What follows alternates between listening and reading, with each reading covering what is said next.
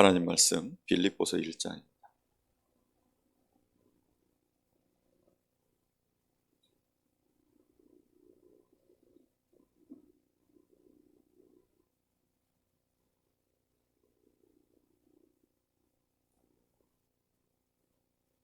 빌립보서 1장 9절부터 11절까지 우리 다 같이 합독하겠습니다.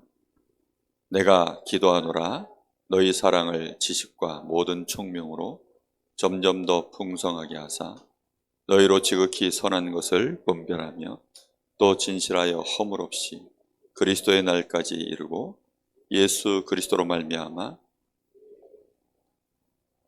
하나님의 영광과 찬송이 되기를 원하노라. 아멘.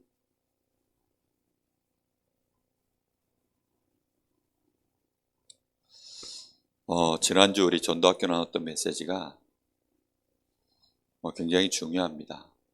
그런데 녹화가 안 돼서 하나님이 왜 안 되게 하셨을까? 한번 생각을 많이 해봤어요. 한 주간 동안. 근데 지난주 메시지가 참 중요했는데 지난주 메시지를 듣고 은혜 받을 사람도 있고 시험 들 사람도 있었겠다라는 생각이 제 마음에 들었습니다. 계속 기도하다 보니까 하나님이 제 마음과 생각을 계속 바꿔가시더라고요. 그래서 오늘 메시지는 지난주 메시지 판서는 똑같을 텐데 아마 내용이 약간 또 좀 달라지지 않을까 싶습니다.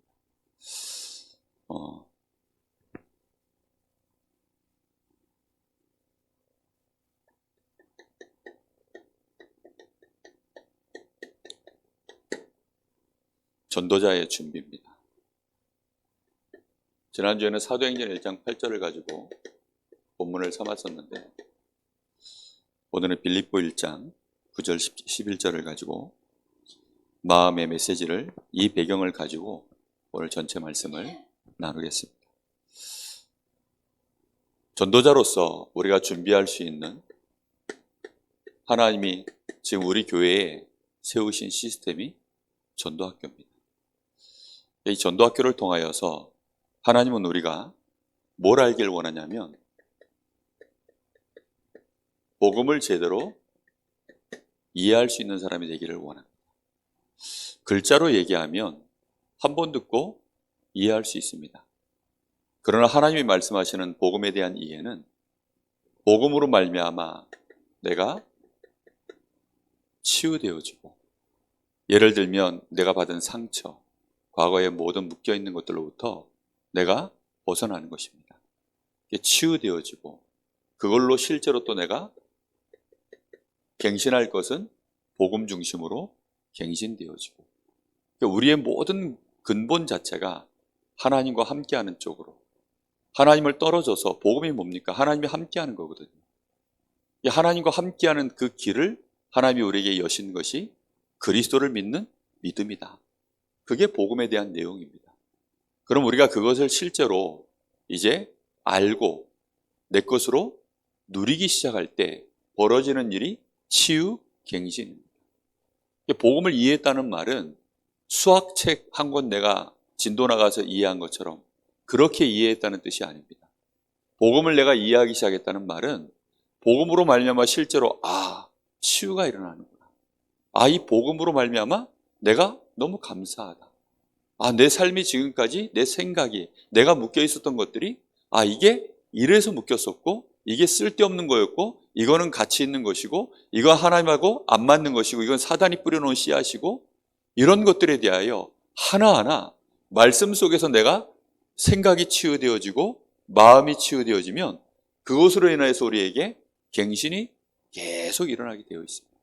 이 갱신이 계속 일어나게 되어지면 시간 지나면 이제는 우리 마음속에 힘을 얻기 시작하는 거예요. 이게 복음을 이해한 사람들이 계속 가는 것입니다. 이 힘을 얻으면 그릇이 커지거든요. 시간이 지날수록. 그럼 나라고 하는 한계를 넘어서기 시작합니다. 이때 우리의 눈에 보이는 게 뭐냐면 그제서야 따라오는 게 있어요. 전도를 이해하는 것입니다. 전도를 이해했다는 말은 복음을 이해한 만큼 전도를 이해한 거예요. 그러니까 복음을 내가 아는 만큼 전도를 알게 되어 있어요. 결국은 복음이라는 것은 무엇이죠? 나를 사랑하시는 하나님의 그 가슴이거든요. 하나님이 나를 얼마만큼 사랑하시는지. 그럼 내가 이 복음 들고 현장 나갈 때 한 영혼에 대하여 하나님이 나를 얼마만큼 사랑하시는지 아는 그 가슴을 갖고 나가야 그게 전도거든요. 근데 우리는 그것 없이 우리가 구원의 길 그거 열심히 훈련받고 워크숍하고 그렇게 해서 나가는 것이 그게 전도라고 생각하기가 십상이에요. 그러다 보니까 나가가지고 전도가 안 되거나 열매가 안 되면, 열매를 못 얻고 나오면 그 안타까운 마음으로 돌아와서 포럼하는 것이 아니라 부끄러운 마음으로 얘기를 하거나 아니면 뭔가 모르게 성과를 못 낸 것에 대한 이 마음속의 불편함을 가지고 그렇게 포럼하는 사람들이 생각보다 많아요. 전도는 그런 게 아니잖아요. 복음 자체가 그런 게 아니니까. 이 복음은 저 사람이 못 받으면 내 가슴에 눈물이 나야 돼요. 저 사람이 이 복음을 못 받으면 너무 안타까워야 돼요. 저 사람이 막 무속인이든 아니면 내가 전하는 이 복음을 막 거부하든 상관없이. 왜요? 지금 이 순간 이 사람이 복음을 거부하는 그 모습을 보고 내 마음속에요 자존심이 상할 수 있어요.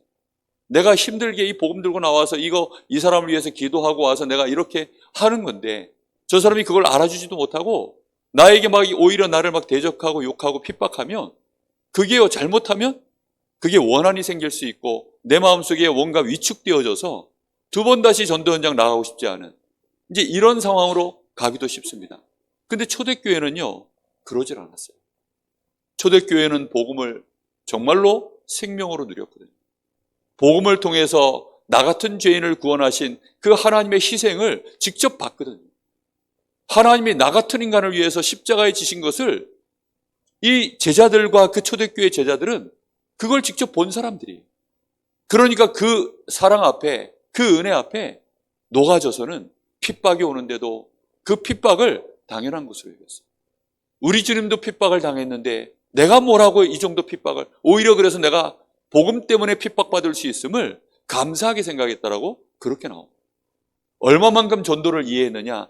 복음을 그만큼 이해한 거예요. 복음을 그만큼 누리고 나니까 이 마음속에요. 이 복음을 정말로 어떻게 하면 전할까? 어떻게 하면 이 복음을 전할까? 그것을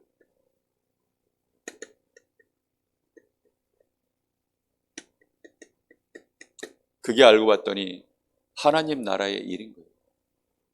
그게 하나님 나라의 일입니다. 우리가 하는 이 일은 복음을 정말로 그래서 이해한 사람만 할 수 있는 게 전도와 선교입니다. 이 사람에게 하나님이 하나님 나라의 일을 계속 할 수 있도록 그때부터 하나님이 증거를 주시고 실제 열매를 계속 주시는 것입니다. 이 증거와 열매를 통해서 전도와 선교의 일에 한계가 없도록 하나님이 하시려고. 우리는 연약하니까 우리는 또 한 지역에 묶여있을 수밖에 없으니까 하나님이 계속해서 증거를 주시고 거기에 많은 열매들을 붙이시는 거거든요. 자, 이렇게 되어지는데 여기에는 하다 보면 우리가 점점 알게 되는 게 있어요. 아, 우리가 가슴만 뜨거워서 막 열심히 한다고 되는 게 아니구나. 이 일에는 반드시 뭐가 있느냐?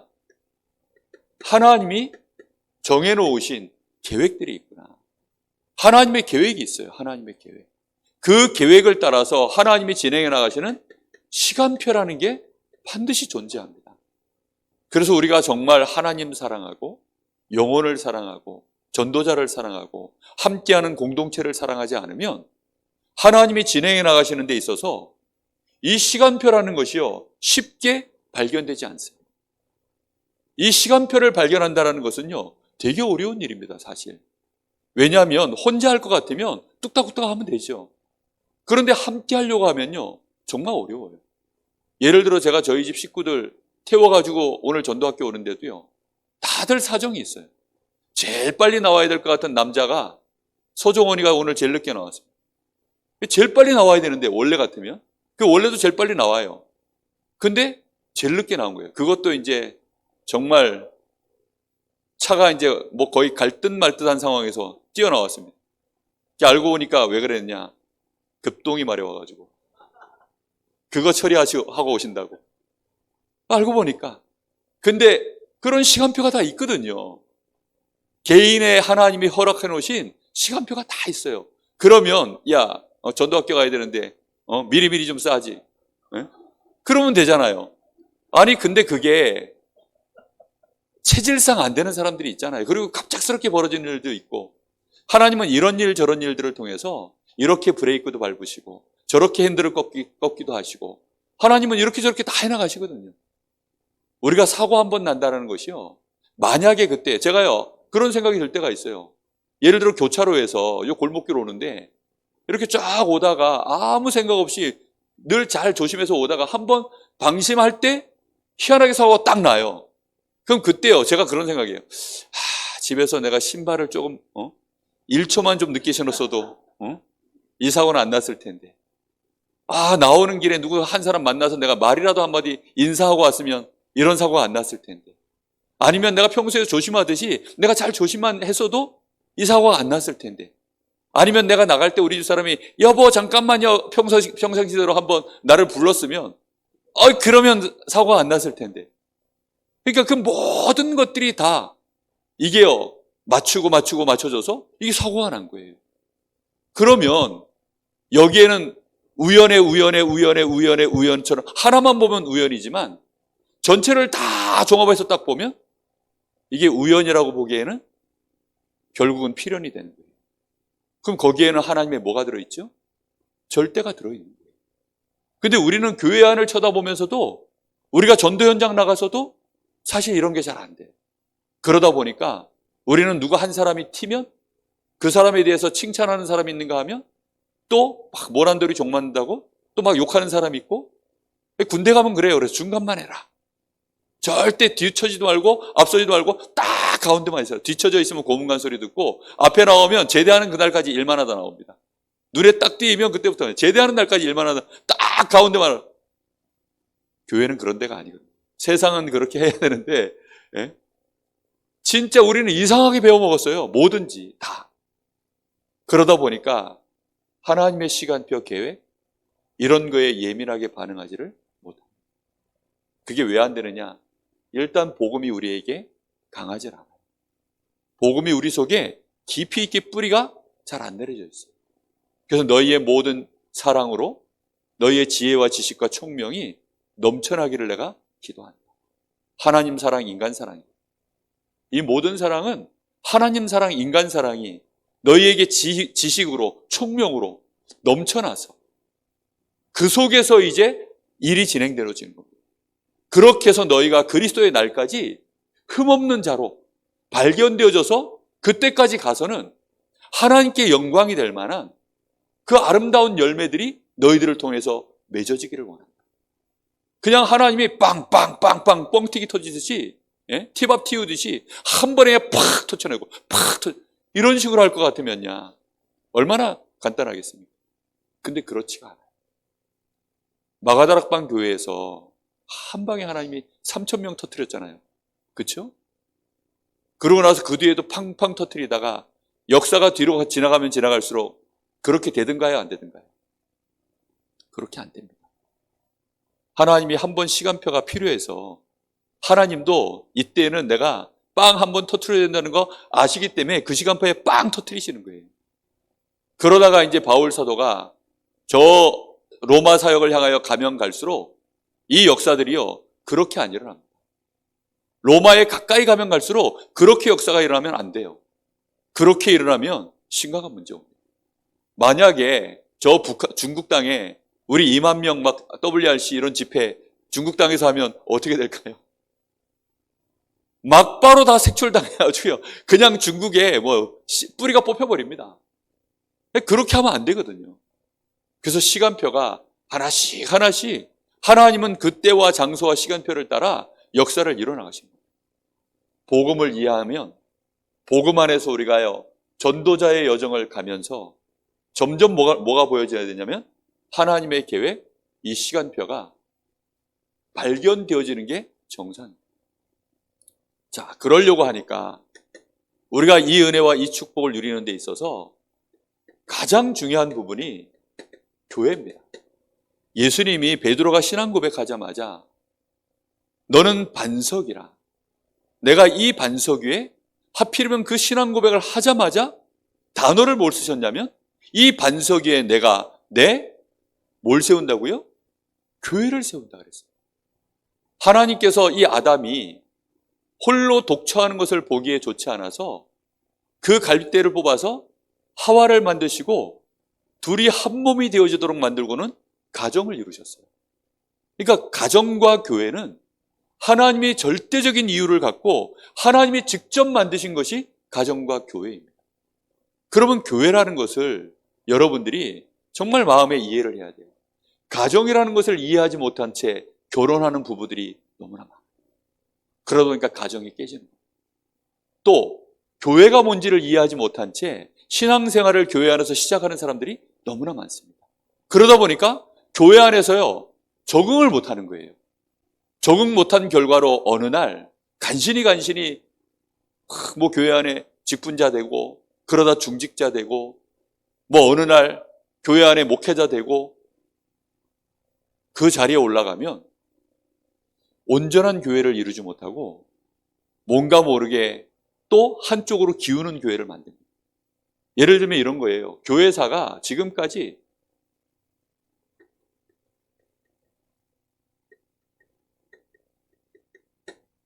이게 복음이거든요. 정확하게 말하면 이게 자유를 누려야 되는 건데 여기에는 규모를 갖춰야 되는 건데 이게 복음이 뿌리가 안 내리니까 지금까지 교회사가요. 이 가운데 정확하게 균형을 맞춰서 온 적이 없어요. 끊임없이 왔다 갔다 합니다. 끊임없이. 계속 여기서 왔다 갔다 하는 거예요. 너무 이제 막 복음 하면서 방종으로 가든지. 너무 방종으로 가니까 야 이래가지고 되겠냐. 이래서 막 세상에 덕이 안 되고 교회가 너무 막 이제 타락을 해버리니까 또 반대쪽으로 이쪽으로 또 가는 겁니다. 지금까지 교회사가 이런 식으로 계속 오면서 교단도 많이 생겨났어요. 그러니까 이런 모습으로 가서는 교회에 대한 이해를 한 게 절대 아닙니다. 그래서 우리의 모델은 어디에 있어야 되냐면 초대교회. 성경에 나와 있는 교회가 우리의 모델일 수밖에 없어요. 그래서 마태복음 사도행전 1장에서부터 11장까지가 11장까지요. 여기가 마가다락방 교회.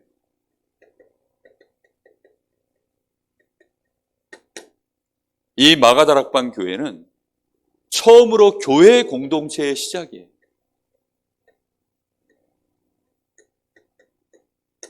근데 이 초대교회는 참 정말 복음으로 원내스 되어졌어요. 베드로 같은 인물이 교회 안에 사실 여러 가지 스펙으로 따졌을 때 그리고 또 베드로가 예수님 공생의 기간에 이 베드로가 물론 예수님을 통해서 제1제자로 그렇게 세움받은 건 맞는데 사실상 자격 검증을 하기 시작하면 청문회 열면 제1순위로 떨어져야 될 인물이 청문회를 통과 자체를 못할 사람이 베드로입니다. 왜냐? 베드로는 결정타를 날렸잖아요. 아무리 예수님이 사면을 했어도 그 사면한 거는 예수님과 베드로 사이의 얘기고 이 제자들 마음속에요. 청문회 딱 열어서 한 번이면 우리도 이해한다. 근데 어떻게 네가 두 번이나 하고 심지어는 예수님 얼굴 보고 네 욕했지. 예수님에 의해서 저주 날렸지. 야, 너는 안 되겠다. 우리는 너를 우리 교회에 이거 세울 수 없어. 청문회를 1번으로 통과 못할 사람이 베드로입니다. 근데 베드로를 세웠어요. 뒤에 가면 안디옥 교회는 더 합니다. 안디옥 교회는 누가 여기에 사도로 세웠어요? 바울을 세웠어요. 참 험난하지요? 네? 베드로 보면서요, 복음 이해시키려고. 베드로를 보면서요, 아니, 베드로를 볼 필요도 없어요. 베드로가 안 보여요. 솔직히, 정확하게 말하면. 초대교회 이 사람들이 지금 베드로가 보였을까요? 안 보입니다. 베드로 가슴이 주님 사랑하고, 이 제자들도 다 주님 사랑하고, 또 서로가 서로를 사랑하니까 그냥 공동체가 된 거예요. 주님이 교회의 머리시고, 나머지는 전부 교회 안에 그냥 원네스인 것입니다. 주님의 몸 되어져서. 근데 누군가 한 사람은 교회 전체를 어쨌든 리더해 나가야 되잖아요. 그 일에 하나님은 그래서 항상 구약 시대부터 시작해서 지금까지 대표를 한 명씩 세우는 겁니다. 리더를. 그 섬길 자 한 사람을 세우는 겁니다. 그 사람들이 사도고 그들 중에 베드로를 세운 거예요. 이걸 이해를 못하면 정말 전도운동 못합니다. 그리고 교회를 이해 못해요. 가정도 마찬가지입니다. 가정에 어른이 없어지면 가정이 깨져요. 아니 전부 지성격이 있는데 누가 다 지주장이 있는데 다 자기 색깔이 있고 자기 주장이 있잖아요. 근데 교회 가정 안에도요, 이게요, 딱 가정 안에 리더가 없으면 결국은 깨지는 것입니다. 다 자기 성격 차이로. 그 성격 차이라는 말 나올 때마다 그때마다 뭐 한 거죠? 부부싸움 한 거예요. 성격 차이를 확인하는 시간을 보고 부부싸움이라고 하는데 정말 부부싸움 계속 하는 겁니다. 그러다 보니까 나중에는 누군가 한 사람이 조율을 해서 이렇게 맞춰가야 되잖아요. 결국은 누군가 한 사람이 져주는 사람이 나오면, 따라가는 사람이 나와야 사실은 가정이 든든해지는데 어쩔 수 없이 져주는 상황이 되어지면 시간 지나면 한계가 와서 결국 무너져요. 무슨 말인지 이해되죠? 교회는요, 공동체입니다. 가정도 공동체예요. 이 말의 비밀이 굉장히 큽니다. 그래야만 뭐가 이제 진행되냐면 하나님의 말씀이 여기에서 성취될 수 있는 이게 배경이 되어지는 겁니다.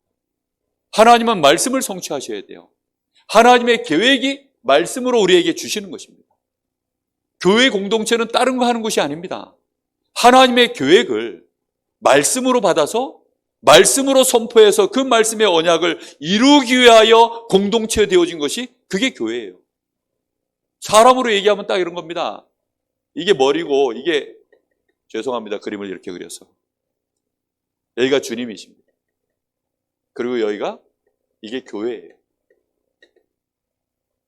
그럼 머리에서 생각을 하면 손발이 어떻게 해야 됩니까? 움직여야죠. 그렇죠? 이게 교회입니다.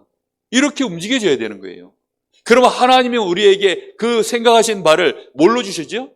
말씀을 통해서 주는 거예요. 그럼 그 말씀을 심부름하는 사람이 누굽니까? 그게 선지자예요. 오늘날로 얘기하면 이 강단입니다. 목회자입니다. 목회자. 이 목회자를 통해서 하나님이 말씀을 주시는 거예요. 그럼 그 말씀을 어쩔 수 없이 우리는 어떻게 해야 되죠? 어쩔 수 없는 게 아니라 정확하게 말하면 당연히 따라가야 되는 겁니다.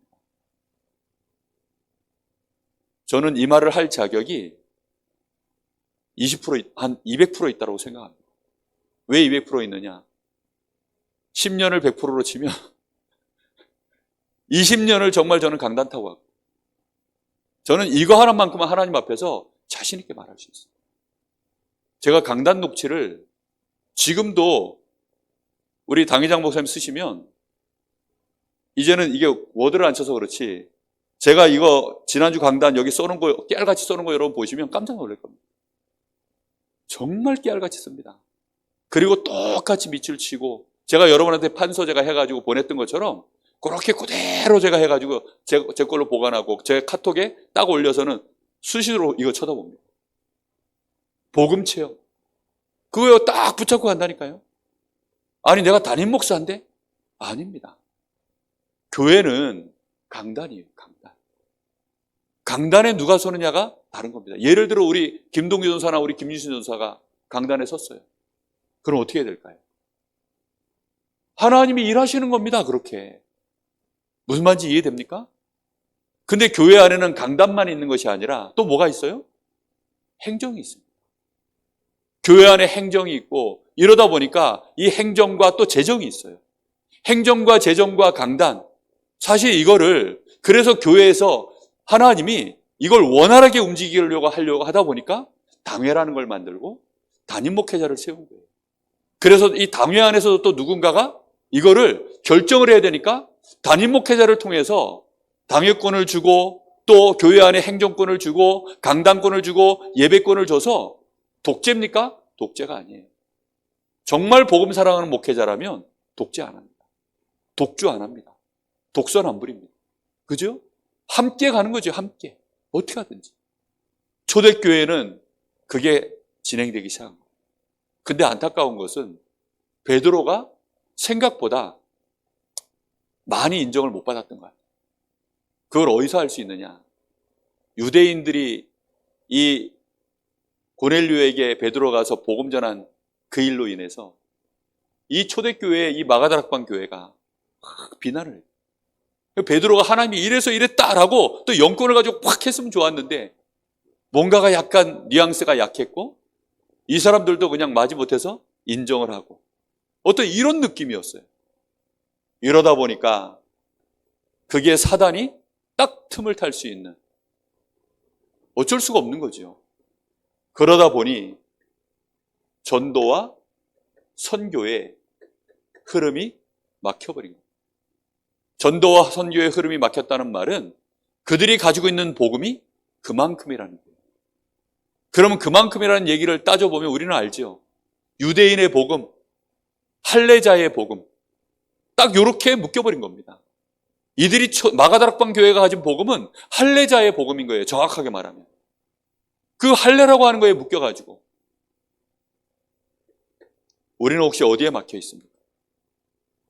우리는 어디에 막혀 있는지를 생각을 잘 하셔야 돼요.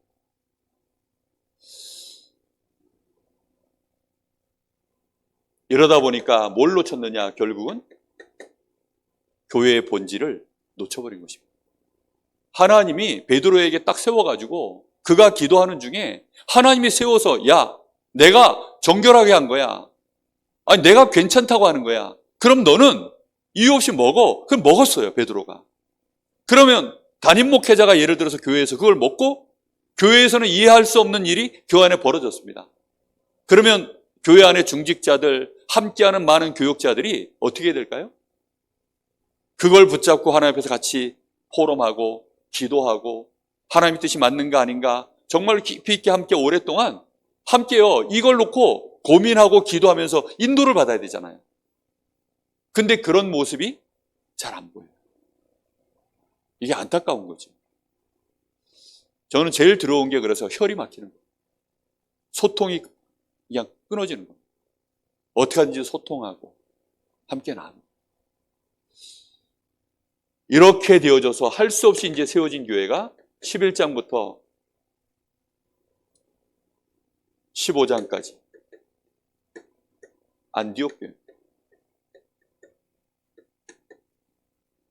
안디옥 교회는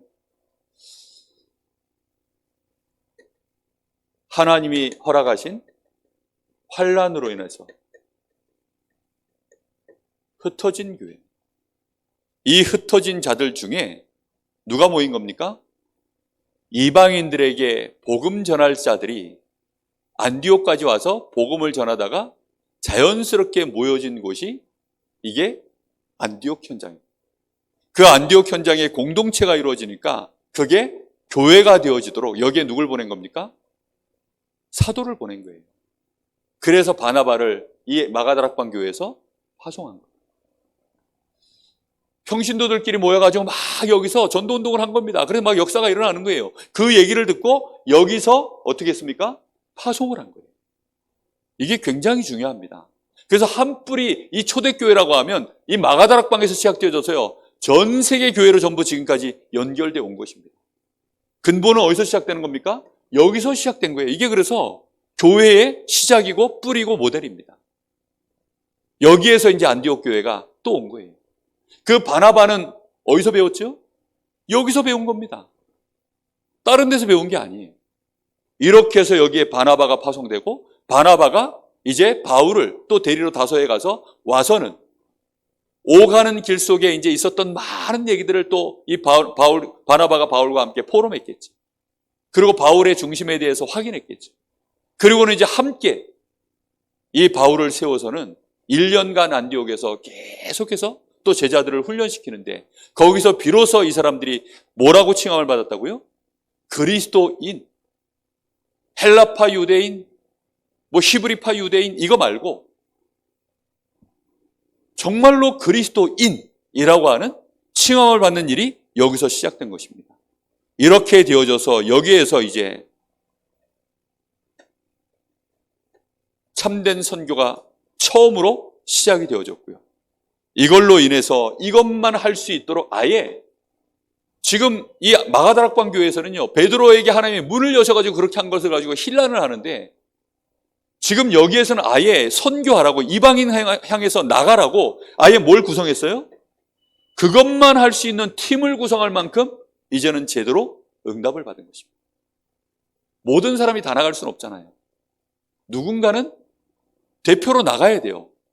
근데 그들 중에 가장 이 전도와 선교를 잘할 수 있는, 복음을 가장 사랑하고 복음에 대해서 메시지가 준비되어져 있고 하나님 앞에 기도하면서 인도받을 수 있는, 그러면서도 현장에서 넘어지지 않고 뭔가 그래도 훈련되어진 그런 일꾼들을 딱 뽑았는데, 그게 바울 바나바입니다. 그렇게 해서 이제 나가는 거예요.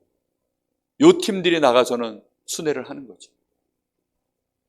교회는 그걸 위해서 100% 원내스 하는 것입니다. 교회 행정은 그걸 방해하는 행정, 거기에 대해서 뭔가 모르게 이런저런 이유가 있다. 그러면 위험합니다.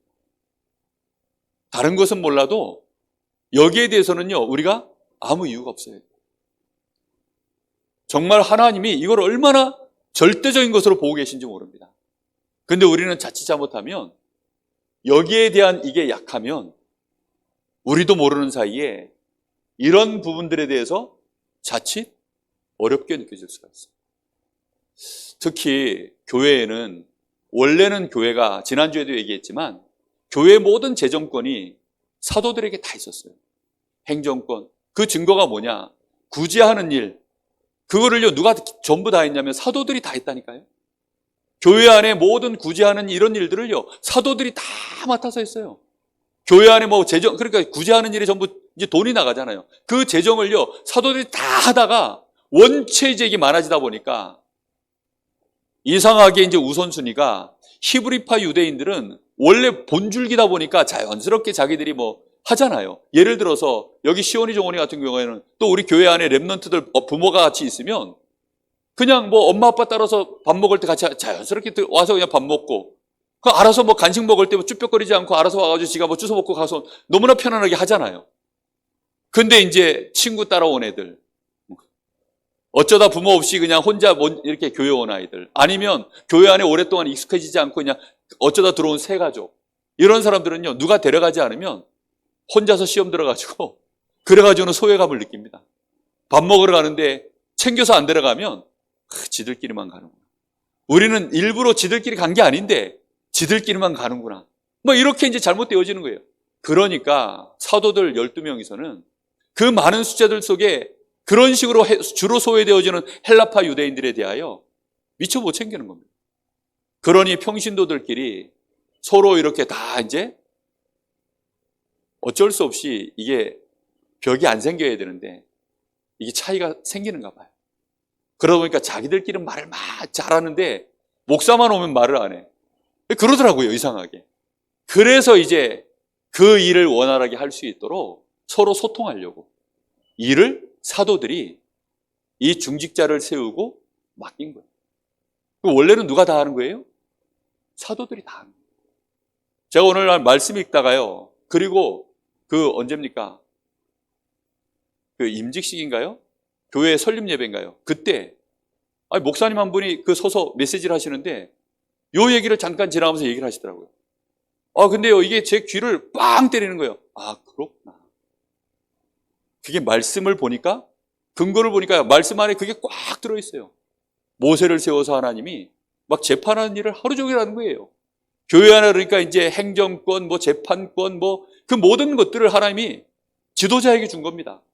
근데 이제 혼자서 맨날 그것만 하다 보니까 이스라엘 백성이 200만 명이니 맨날 하루 종일 그것만 하니까 하나님 말씀이 이게요, 성취될 시간이 없는 거예요. 그래서 이제 일을 분담시킵니다. 그러려고 하면 이 일을 분담할 때 누구와 중심이 똑같아야 될까요? 당연히 지도자와 가슴이 통하고 메시지가 통하고 중심이 통하고 영혼을 사랑하고, 그러다 보니까 이제 어쩔 수 없이 누굴 세우느냐? 학벌 좋은 사람, 실력 있는 사람이 아니라 믿음이 충만하고 지혜가 충만하고 성령이 충만하고, 그리고 사람들에게 인정받는, 칭찬받는 자들을 골라서 세워서는 안수해서 중직자로 세우는 거예요. 그렇게 세워지니까 그때부터 교회가요, 폭발적인 역사가 또 막 진행되어져 가는 거죠. 그러면 이 7명의 안수 집사는 누구랑 가장 통해야 될까요? 당연히 사도들과 가장 잘 통해야 되는 거죠. 근데 어느 날 보니까 한국 교회가 이 혈이 막혔어요. 뭔가 모르게 목회자와 중직자 간에 이게 갈등 구조가 너무 오랫동안 이게 알게 모르게 형성되어져 있어요. 그러다 보니까 말이 이렇게 자꾸 나오는 거예요. 무슨 말들이 나오냐? 그게 어느 날 교회 안에 돌 만큼 말이 나왔다는 것은 정말 교회가 병든 거거든요. 이렇게 되어지면 사실 여기 못 갑니다. 전도 선교에 힘을 잃었고. 그러니 딴지 걸 게 아무것도 없잖아요. 뭘 가지고 걸어야 되죠? 나중에는요, 걸면 안 되는데 여기까지 걸은 거예요. 그러면 교회는 끝장난 겁니다. 베드로가 지금 이방인 선교했는데 걸은 거예요. 그럼 어떻게 됩니까? 그러면 이제 교회는 끝장나요. 이유가 없습니다. 그래서 전도와 선교의 일에는 일단 우리는 무식하니까 100% 옳다라고 생각하고 아멘으로 화답하고 인도받아야 돼요. 우리가 얼마나 전도하고 선교합니까? 그렇지 않습니까? 우리가 전도를 하면 얼마나 하고 선교를 하면 우리가 자칫못해서 실수하는 것 같아요. 전도 선교하다 실수하는 게 나아요. 교회 안에서 싸우는 것보다. 할렐루야. 이럴까 저럴까 하고 막 맨날 그러다가 막 아무것도 못해가지고 서로 묶여가지고 얽히고 설켜가지고 아무것도 못하는 것보다 훨씬 낫다니까요. 저는 정말 어떻게 하면 복음이 뿌리 내려질까? 어떻게 하면 이 복음으로 우리 성도들이 성숙해지고 치유받고 갱신되고 중직자는 목회자를 이해하고 목회자는 중직자를 품을 수 있을까? 그 속에서 우리 새가족들이 들어왔을 때 새가족들이 목회자와 중직자의 이 함께 원내되어져 가는 모습들을 보면서 그 안에서 우리 렘넌트들이 더 자라면서 목회자를 꿈꾸고 중직자를 꿈꾸는, 목회자가 돼서 중직자를 때려잡아야지 이런 거 말고, 중직자가 돼가지고 목회자를 대적해야지 이런 거 말고, 은근히 우리 렘넌트들이 배운다니까요. 그래가지고 목회자 자녀가 목사를 안 하려고 그래. PK들이 목사를 안 할, 중직자 자녀들이요, 중직자 하고 싶지가 않아요. 은근히 이게요, 다 영적인 흐름으로 들어가가지고. 저는 그런 면에서 봤을 때 우리 전남희 장로님, 김승건 장로님을 존경하는 바입니다. 여기 이렇게 있으니까 감사하죠. 정말. 저는 정말 이게 얼마나 중요한 부분인지 몰라요. 교회 안에 중직자가 계속 우리 후대들이 올라오고 이 흐름이 가야 되거든요. 교회를 이해한다는 것이요, 딴 게 아닙니다.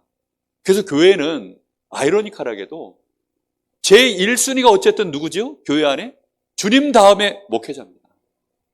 그래서요, 목회자가 틀려도 목회자 중심으로 목회자를 섬기고 목회자를 변호해주고 목회자의 보호자가 되어주고 이러면 하나님이 그 사람 축복하셔요. 유 목사님이 그러시잖아요. 자기 부교육자 때.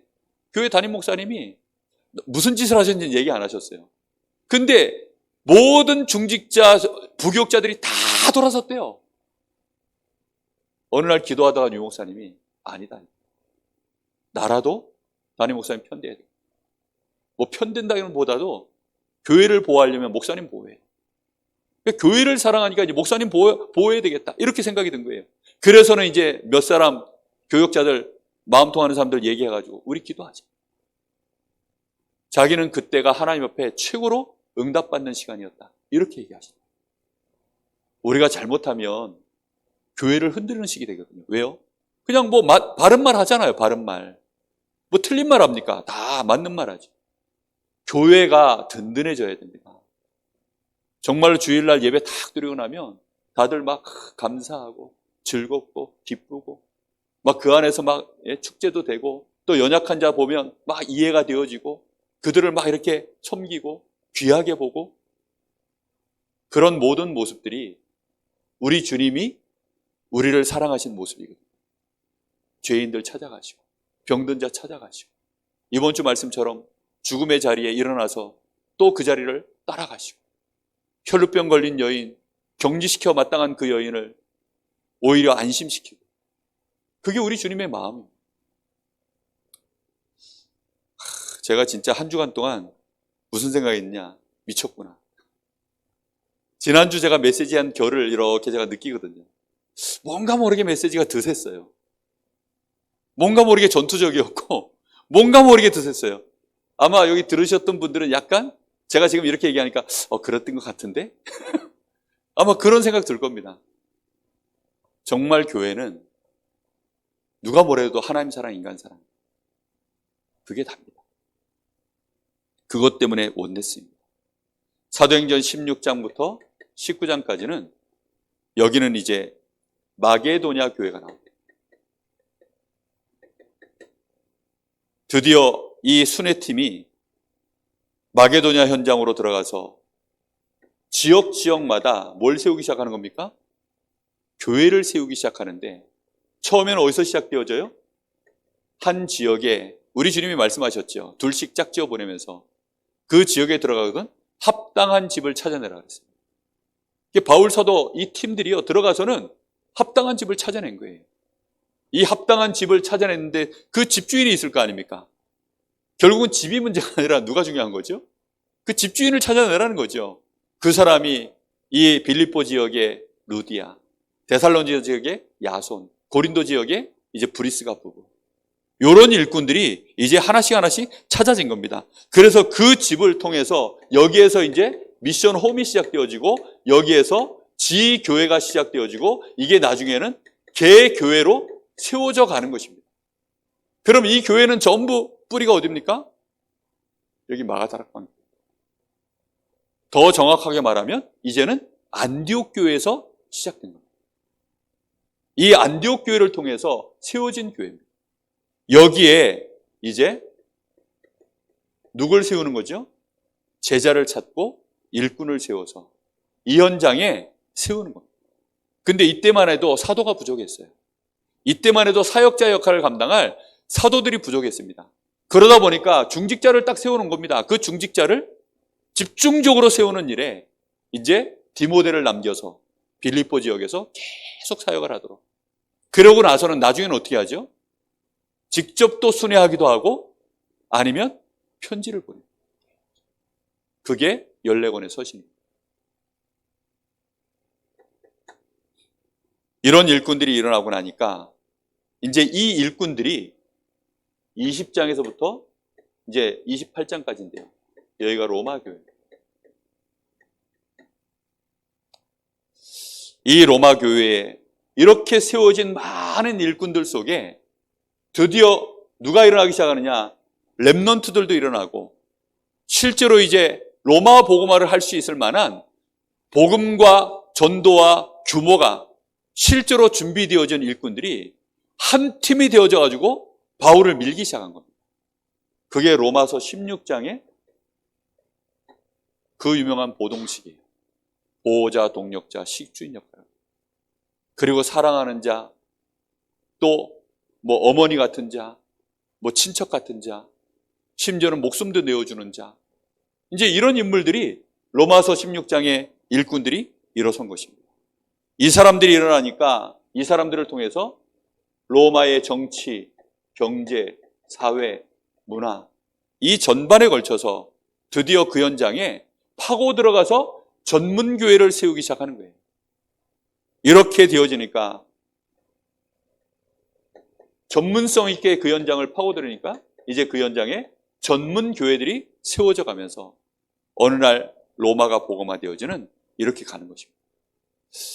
저는 바라기는 우리 단체가 이 흐름으로 꾸준히 지금 너무 잘 가고 있죠.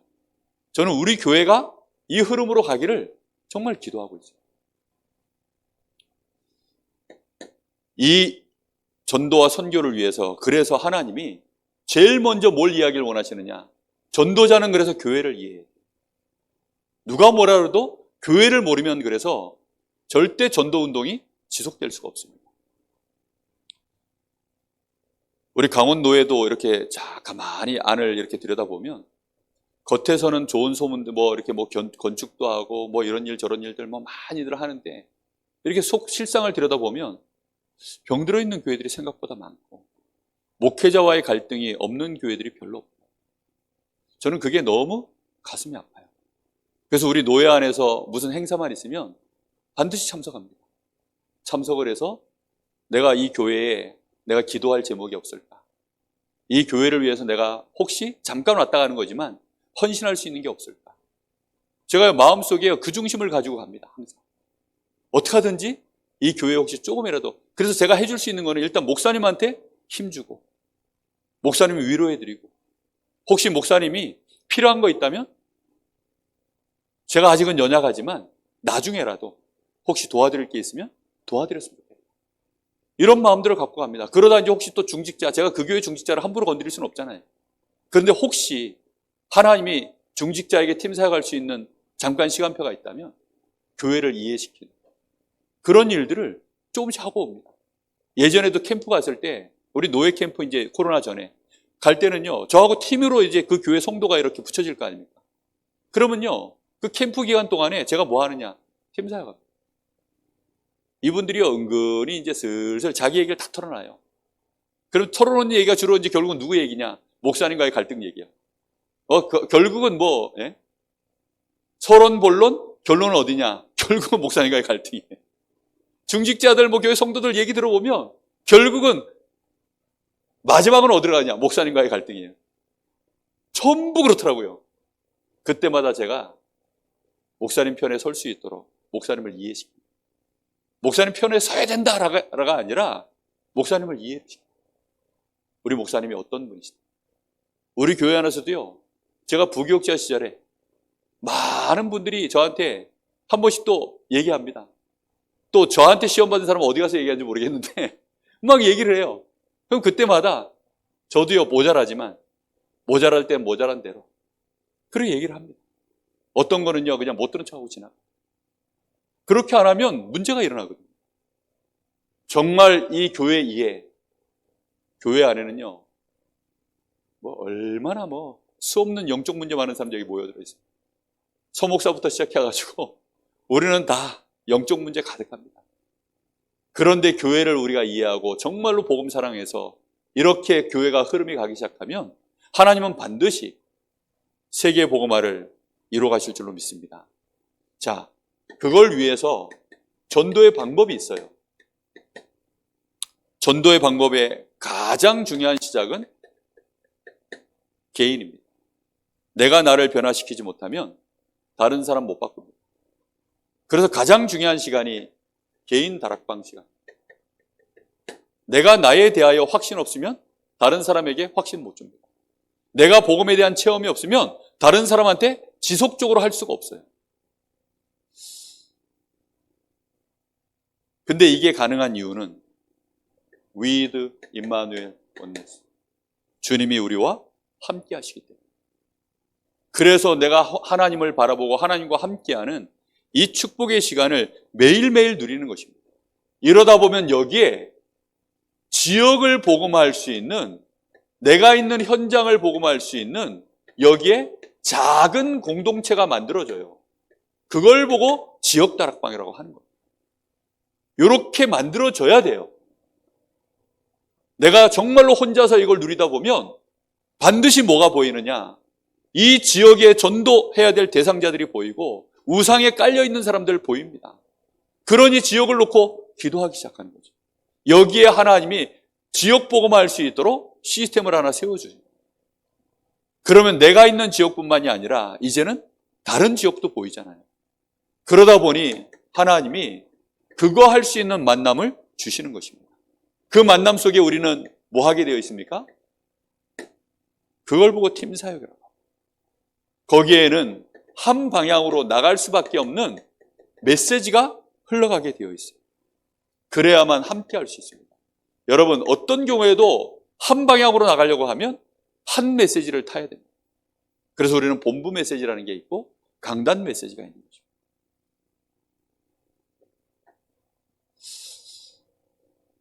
우리 다락방은 조금 다른 단체하고 달라요. 그 로컬과 파라가 연합을 해서 가거든요. 로컬과 파라가 연합해서 간다는 말은, 로컬이라는 것은 이제 이런 개교회, 그 다음에 이제 노회, 총회. 이제 이게 로컬입니다. 이게 전통적으로 이제 교회사를 얘기하면 전부 이제 이 교회, 이 로컬 교회를 얘기합니다.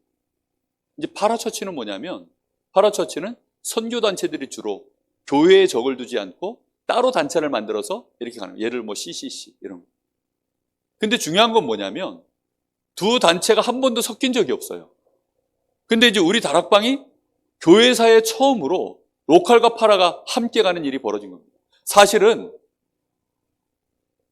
초대교회가 원래부터 로컬과 파라가 함께 간 거예요. 근데 어느 날 이게 찢어지니까, 왜요? 로컬 교회가 로컬 교회 안에만 묶여가지고 자기들끼리만 지지고 볶고 있으니까, 야, 이거 안 되겠다 해서 밖에서 따로 이제 자꾸만 시작해서 교회와 분리돼서 전도 선교 운동이 진행돼 버리니까 이게 섞이질 못했던 거예요. 그러다가 이제 이게 하나가 되어서 가는데, 용어가 이미 있으니까 이 단어를 쓰는 거죠. 로컬과 파라. 그런데 문제는 뭐냐면 코로나 이전에는 로컬 처치에 대한 마인드가 우리 다락방 안에서는 흔들림이 없었습니다. 사실은. 근데 코로나 이후에 비대면 시간표가 딱 왔잖아요. 그러다 보니까 아니 이게 이 비대면이 한 3년 딱 지나왔는데 역시 마귀는 대단합니다. 비대면을 대면과 동등한 입장에서 사람들이 생각하기 시작하는 거예요. 파라처치를 로컬과 동등한 위치에서 생각하는 사람들이 자꾸 생겨나는 거예요. 여러분, 로컬 처치가 없으면 파라처치가 힘을 잃어버립니다. 어떤 사람들은 또 파라를 더 중요하게 생각하는 사람들도 있어요. 그런데 분명하게 아셔야 되는 게 뭐냐면 로컬과 파라는 같이 가야 되는데 뿌리가 어디입니까? 로컬이에요. 파라를 안 가면 안 됩니다. 파라처치가 반드시 있어야 돼요. 여기가 파라처치입니다. 요 마게도냐 교회, 이 로마 교회, 이게 파라처치예요. 하나님은 선교라고 하는 것을 전부 이제 이방 현장의 교회를 세우는 거거든요. 근데 이 파라처치로 갈라 할 때 이제 이 마가다락방 교회가 여기서 막힌 거예요. 근데 요게 되어져 나가는데 뿌리가 어디에 있느냐? 여기에 있어요. 여기에 로컬에. 근데 이 비대면으로 이게 이제 가다 보니까 대면의 중요함을 어느 순간인가 놓쳐버리시는 분들이 있어요. 마치 뭐처럼 로컬이 너무나 중요한데 파라 현장에서 너무 역사가 일어나니까 파라에서도 충분히 뭐 해볼만 하거든요. 그러다가 이제 집 나가는 사람들이 자꾸 나와요. 그 대표적인 팀들이 안타깝게 당세부. 나가가지고 얼마 안 가서 그들 모임이요. 막 그래요. 또 하나의 로컬을 만들어낼 줄 알았더니 결국은 1년인가 2년도 안 돼서요. 다 깨져버렸어요. 교회를 나가가지고 나름대로 뭐 또 교회를 이탈한 중직자들, 성도들 많이 있잖아요. 나가가지고는 자기들끼리 뭐 하는데 결국은 목회자를 모셔서 교회를 개척하면 그래서 다시 노예 안으로 들어오면 안정되게 갑니다. 그때부터. 근데도 많이 흔들리죠, 사실은. 왜냐하면 로컬이 너무 약한 상태에서 이게 이제 교회가 또 세워진 거죠. 지금 대면, 비대면도 그런 느낌으로 흐름이 가고 있어요. 그 위험한 겁니다. 저는 이래야 된다, 저래야 된다가 이게 아니라 너무 걱정이 돼가지고. 우리 마음속에 하나님이 이 역사하시는 이 흐름이 있습니다. 그래서 이 대면이 기준이 되어져서 거기에서 이제 전도와 선교의 용이한 도구로 비대면을 쓰는 것입니다. 이 전도와 선교의 도구지. 우리가 잘못하면 한 번씩 임시로 하는 것들이지. 잘못하면 그게 메인이 되어오는 순간 이게 주객이 전도되는 거예요. 팀 사역도 그래서 잘해야 돼요. 팀 사역 해가지고 로컬을 흔드는 팀 사역들을 너무 많이 해요. 그래가지고 교인 이동을 목사님들이요 타교해가지고 옛날에는 우리 전도 캠프 뭐 그냥 같이 연합으로 많이 했어요. 그래 노예 안에서 전도 캠프 하고 나면요 교회가 깨져. 교인 이동이 막 생겨. 왜냐 목사님들이 자기 동기를 가지고 막 이제 영향을 주는 겁니다. 그러니까 이제 이 교인이 그렇잖아도 목사님하고 관계가 막 좀 이런데 이 목사님한테 막 이제 은혜 받아가지고 어느 날 갈등하다가 때는 이때다 하고 시간표가 오면 합리적인 이유를 대서 교회로 옮겨버려요. 그러면 큰일 납니다. 얼마 전에 우리 교회 이승훈 권사님이 이 세가족 한 사람을 데려왔죠. 정말 복음 잘 받고 목사님 오시면 너무 좋죠. 오세요. 그랬는데 간다 해놓고 안 갔어요. 왜 안 갔냐? 반석교회 성도래요. 집사래. 그래서 눈물을 머금고 접었습니다. 눈물을 머금고 접었다는 말은 그 사람 우리 교인 시킬 수 있었는데 그 말이 아니라 한 영혼을 어쩔 수 없이 그냥 놔둬야 되잖아요. 그럼 뭐 어쩔 수가 없잖아요. 그것 때문에 지금까지 얼마나 많은 우리가 대가를 치렀는지. 정말 여러분, 그 사람이 어느 날 자기 교회를 나와서 관계를 유지하고 있어야죠. 그래서 어느 날 교회를 나와서 한참을 헤매다가 도저히 갈 교회가 없어서 완전히 무너졌다. 그러면 이제 어떻게 도와주고. 사실은 그러면 안 되는데 교회 자체가요, 뭐 이 교회에 있든 저 교회에 있든 성도를 정말로 사랑하면 뭐 얘기가 자꾸 엄하게 합니다. 자, 뭐 한다고 되는 얘기도 아니고 이 팀 사역 잘해야 돼요. 그래서 진짜 팀 사역을요, 뭔가를 로컬을 흔들고 뭔가 모르게 지금 하나님의 역사의 이 흐름을 그 메인스트림에서 벗어나도록 뭔가가 자꾸만 이런저런 이유를 가지고 팀 사역 버리면 큰일 납니다. 한 방향으로 쭉 나가는 거예요. 이렇게 쭉 나가면서 거기에서 이제 뭐가 일어납니까? 귀중한 제자들이 일어납니다. 이 속에서 우리가 미션홈, 이 미션홈을 통해서 이 귀중한 제자가 말씀의 흐름 탈 수 있도록, 말씀에 순종할 수 있는 제자로 세워지도록. 그래서 이 제자가 말씀을 제대로 타고 있는지 뭘 해야 되냐면 점검을 하는 겁니다. 그 제자는 점검받아야 돼요. 제자는 점검받지 않으면 어느 날 지 나름대로 생각하다가 자기 나름대로 이상한 그림이 하나 만들어져 있어요. 그렇게 되지 않아야 됩니다. 그래서 반드시 점검해야 돼요. 그래서 예수님이 3년을 제자들하고 삶을 산 이유가 제자들 던지는 질문마다 전부 엉뚱한 질문이에요. 정말 말도 안 되는 질문들을 계속 던졌잖아요. 마지막 순간에도 던졌습니다. 이스라엘 나라를 회복할 때가 이때입니까? 마지막 순간에도 그런 질문을 던지니까 그 자체가 점검인 거예요. 그러니까 미션홈이라는 게 그래서 삶을 실제로 함께 나누면서 점검하는 거죠. 이렇게 되어지면 거기에서 이제 파송을 해도 되는 제자가 세워집니다.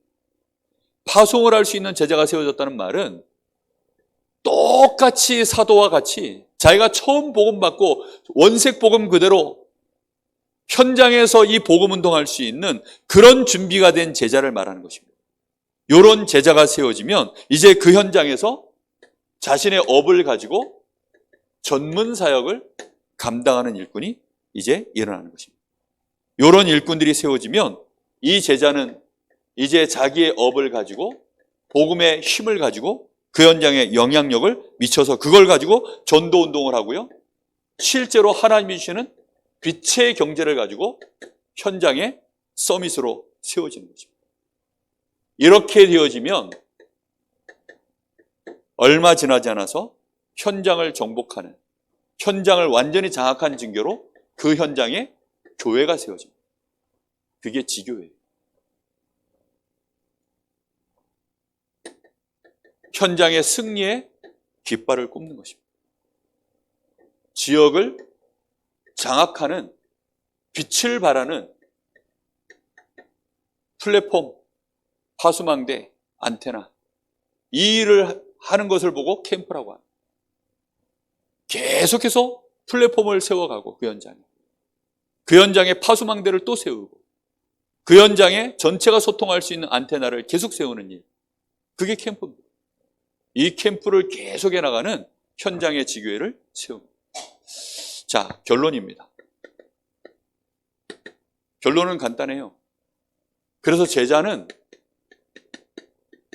이게 있어요. 균형이 있는 제자. 로컬과 파라가 함께 가는 제자. 하나님만 사랑하는 사람이 아니라 하나님 사랑, 그 속에서 인간 사랑, 교회 사랑, 목회자 사랑, 중직자 사랑, 새가족 사랑, 우리 렘넌트 사랑, 현장 사랑, 이런 것들이요 다 균형이 있게, 나만 이게 아니라 나 혼자 누리는 하나님이 아니라 임마누엘, 원네스, 요게 되어진 일꾼. 분명히 혼자 누리는 요 시간에요 위드만이 아닙니다. 위드, 임마누엘, 원네스. 함께 누리기. 다 같이 누릴 수 있게. 모든 사건 문제 속에서 누릴 수 있게. 그래야 하나님의 만남 속에서, 귀중한 이 만남 속에서 제자를 붙이기 시작합니다. 함께 갈 제자를 붙이는 거예요. 이렇게 균형 잡힌. 그래서 이 사람은 그리스도의 제자요. 이 사람은 교회의 제자요. 이 사람은 현장의 제자로 이렇게 딱 세워지는 거예요. 그리스도의 제자 이러면 나는 그리스도의 제자야. 이러고서는요, 교회를 안 본다? 하나님이 쓰실 수가 없어요. 교회의 제자인데 그리스도의 제자야 해놓고 자기는 근데 뭐지요? 자기는 몸이에요. 다시 말하면 자기는 교회거든요. 머리가 그리스도면 자기는 몸이에요. 근데 자기는 교회는 아니라는 거예요. 그러면 어떻게 돼요? 팔 떨어진 거예요. 다 정확하게 말하면 자기는 그리스도의 제자라고 하지만 몸에서 분리된 그런 사람입니다. 그 어떻게 팔 떨어져 나간 몸을 어떻게 씁니까? 이 교회는 어디 살려야 되죠? 현장 살려야 돼요. 이렇게 균형이 있어요. 그래서 나를 살리는, 항상 이걸 가지고 있어야 됩니다. 나를 살리는 뿌리. 이 근본이 있어야 됩니다. 그 근본이 뭐여야 됩니까? 말씀입니다. 항상 말씀입니다. 무슨 말씀입니까? 뽑기에서 나온 말씀 말고요. 하나님의 약속의 말씀. 이 아이패드 여기 깔려있는 어플 안에도 뭐 이렇게 그 성경 어플이 있더라고요. 그래가지고 이제 그 어플 속에 옆에 뭐 이상한 하나가 그 아이콘이 떠 있어요. 그래서 뭔가 하고 탁 눌렀더니 오늘 말씀 뽑기 하면서 5, 4, 3, 2, 1 하고 뿅 하고 오늘 말씀이 탁 튀어나와. 야, 내가 너무 웃겨가지고. 너무 웃겨가지고. 사람들은 이제 그거 좋아합니다. 왜요? 체질이 딱 우상숭배 체질이라. 뽑기 체질이라. 그러면 너무 좋아해요. 야, 오늘 막 말씀에 이거 뽑았다 이러면서. 큰일 납니다, 큰일 나. 말씀에는 뭐가 있냐? 하나님의 약속이라는 것은요, 흐름이 있다는 뜻이에요. 하나님이 그 약속을 단회적으로 한번 딱 주고 그게 아니라 하나님의 계획을 약속으로 주시는데 그 약속을 이루기 위해서 말씀을 계속 주시잖아요. 그래서 흐름이 있는 거예요. 내비게이션이 한번 현장 내가 가야 될 방향을 딱 설정해 놓으면 계속 떠듭니다. 계속 떠들어. 얼마 앞에서 예를 들어 우회전 하세요. 얼마 앞에서 좌회전 하세요. 요즘은 또 더 세밀해져가지고 앞에 이거 과속 방지턱이 있습니다. 어린이 보호구역입니다. 30km 이하로 가세요. 별 얘기를 계속 다 합니다. 그 말 안 들으면 어떻게 되죠? 그럼 이제 벌금 물어야 돼요. 사고가 나든지 길을 잃어버리든지. 흐름이라는 게 있어요. 흐름. 그래서 계속 말씀 흐름을 타셔야 됩니다.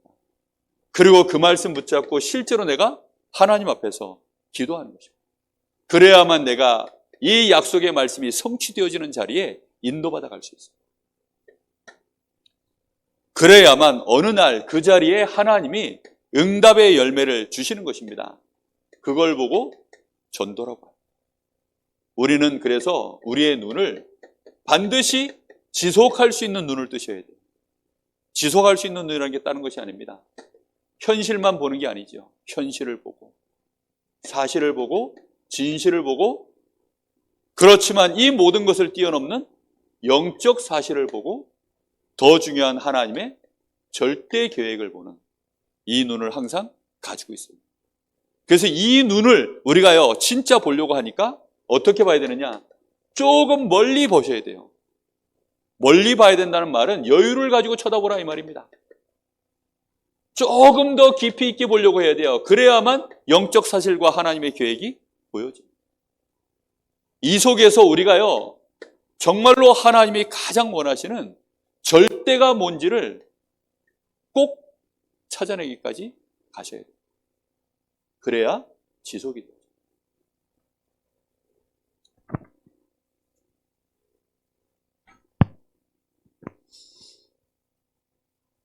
전도자로서 준비해야 될 게 참 많습니다. 사실 오늘 메시지는 어떤 전략 메시지도 아니고 어떤 메시지를 정리해 준, 예를 들어 뭐 복음 편지나 뭐 교재 이런 걸 정리해 준 시간도 아닙니다. 시스템에 대한 이해, 교회에 대한 이해, 어떤 우리의 그릇을 갖추고 우리가 원내스돼서 함께 갈 수 있는 전도자로서의 어떤 소양, 어떤 영성과 인성에 대한 부분들을 오늘 준비해야 되는 얘기들을 나눈 것입니다. 정말 이런 은혜가 우리 모든 사랑하는 전도자들에게 함께 있어서 우리 교회가 또 우리 단체가 237 나라 5천 종족 살리는 그 일에 주님 재림 오시는 그날까지 끝까지 쓰임받는 일에 이 바통을 이어가는 증인들 꼭 되시기를 예수님의 이름으로 축복합니다. 기도하겠습니다. 하나님 은혜를 진심으로 감사를 드립니다. 오늘도 우리에게 하나님 전도와 선교 때문에 이 귀중한 시간에 저희들이 모이게 하시고 오늘 특히 휴일인데 전도학교로 함께하게 하시니 감사를 드립니다.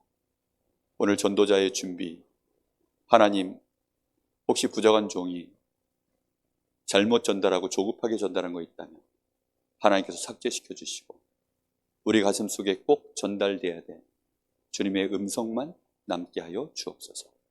주님께서 원하시는 하나님 나라의 일을 우리가 복음 사랑해서 하나님의 은혜에 감격하여서 우리가 사람을 사랑하고 교회를 사랑해서 이 운동 감당할 수 있는 원동력이 될 수 있도록 하나님 저희들의 모든 불순한 동기들 또 사단이 우리에게 심어놓은 모든 각인 뿌리 체질에서 벗어날 수 있도록 하나님 저희들을 축복하여 주옵소서.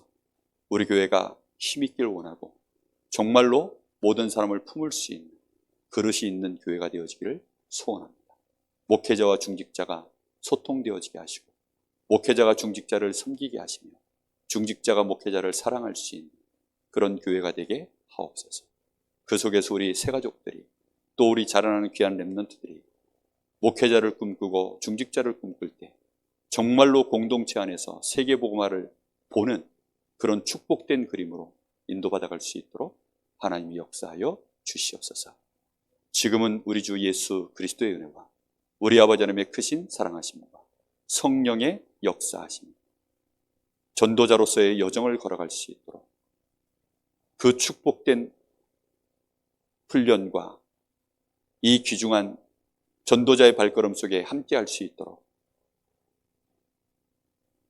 이 언약을 붙잡고 공동체 안에서 또 현장에서 그리스도의 제자로, 교회의 제자로, 현장의 제자로 서기를 원하는 하나님의 사람들 머리 위에 이제와 영원토록 함께 계실지어다.